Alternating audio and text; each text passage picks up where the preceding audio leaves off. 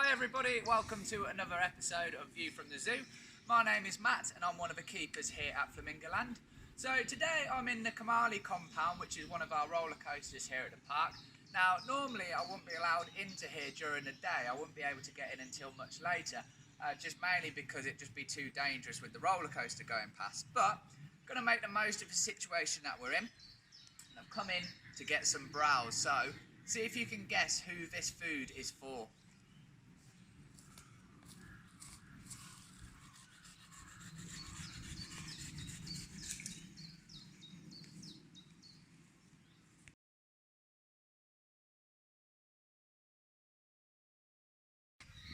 So, did you manage to guess?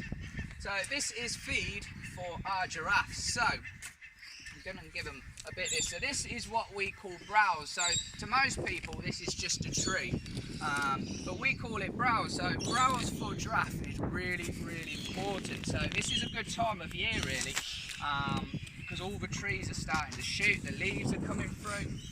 You can see how strong the leaves are coming through. So we can start really giving loads of browse out. So we can give loads of different species of browse. This is a bit of willow, which you've seen me cut down earlier on. But giraffes are browsers, so this is really, really crucial to their diet. So here at Flamingoland we have 2 herds of giraffe. We have 14 in total on site, so this is our breeding herd, of which we've got 10, and then over the other side of the zoo we have 4, which are a non-breeding herd. So these are Rothschild's giraffe. These guys you can find in Kenya and northern Uganda. So this is just one subspecies. There are several subspecies of giraffe. All of them are endangered in various forms. Now, when we talk about endangered animals, we often think of giant pandas or big cats, gorillas, rhinos, things like that. But giraffes are just as endangered, if not more endangered than several of those species. They don't really get focused on all that much, but we are doing our very best, as are other zoos, to try and conserve these incredible animals, to make sure that people can still come and see them. So as I mentioned, we have our breeding herd here. Now the big chap in the middle, if you can see him with his back to us over there, that is George. So George is our breeding bull. He is 13 years old now, and he's around about the 19-foot tall mark. So he is one of the largest giraffe in the country, if not the largest. We'd have to go and double check, but he is a very, very large animal. So in this herd alone, he has 6 offspring of various ages, and then in total he's fathered 11 calves now. Now some of those have gone on to other zoos to go off and breed themselves. A couple of them have bred really well, so George is already a granddad at a tender age of 13. So George, he's not really showing it very well at the moment. George usually thinks with his stomach. Of all the days, today is the one where he's not showing that very well. But if anyone's come and done one of our giraffe encounters, you most likely would have fed George. He is usually over here.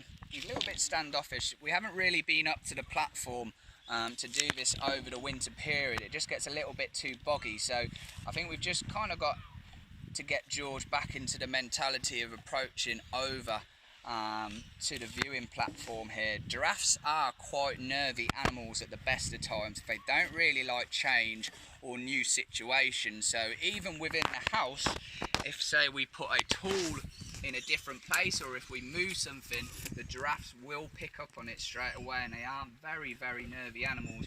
You may have seen a moment ago, they are getting a little bit flighty if we make sudden movements or anything like that. So also mixed in with these guys, we have our Addax antelope. So not many people always get to see the Addax that well. Everyone sort of tends to focus on the giraffe, but we have got our Addax mixed in as well. So Addax are a species of sub-Saharan antelope, so you would find them just in Africa, and they are critically endangered.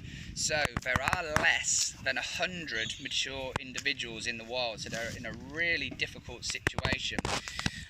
So 4 months ago yesterday was a very, very exciting day for myself as well as everybody else here at the zoo, and we actually bred our first ever addax antelope here at the zoo. In all of Flamingo Land history, little Sahara was the first that we've ever bred. So Sahara is currently out on the paddock as well, so hopefully she doesn't grow too much more before all of this is over and we reopen. But if you do come down to the park once we're all out of this situation, look out for Sahara. She's still quite small, she's growing quite fast, but yeah, have a look out for her. She's a very special animal to come and see at Flamingo Land.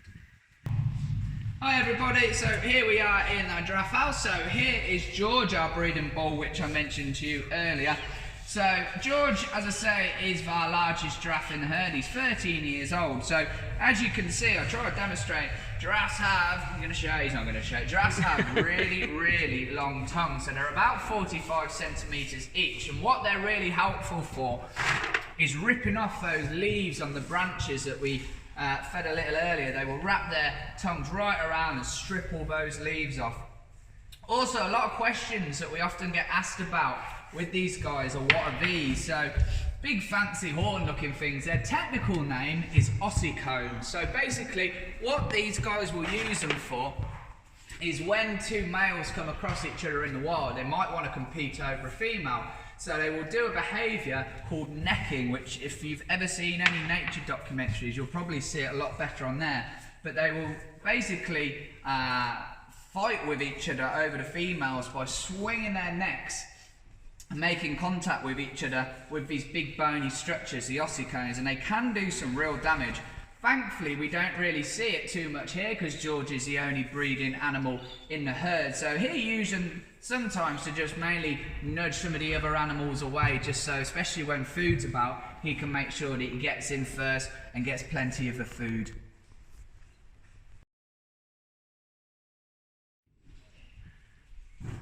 So some other questions that we often get asked about these guys is, how many bones do they have in their neck? So a really interesting fact is they actually have 7 vertebrae in their neck, which is exactly the same as we do. They're just a lot more elongated. A couple of other questions we get asked as well is, how long are these guys pregnant for? So it's quite a long gestation with giraffes. It's around about 15 months long, so a lot longer than in humans. Now, when these guys give birth, they will give birth standing up. So it's quite a drop for the newborn calf when they give birth. But the calves already are quite a substantial size, so they're around about 6 foot tall when they're born, so they're already very, very big calves.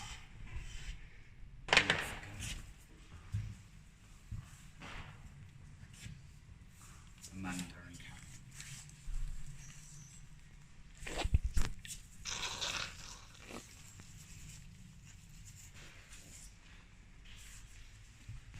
So thank you everybody for all the feedback that we've had on the Facebook for all the videos.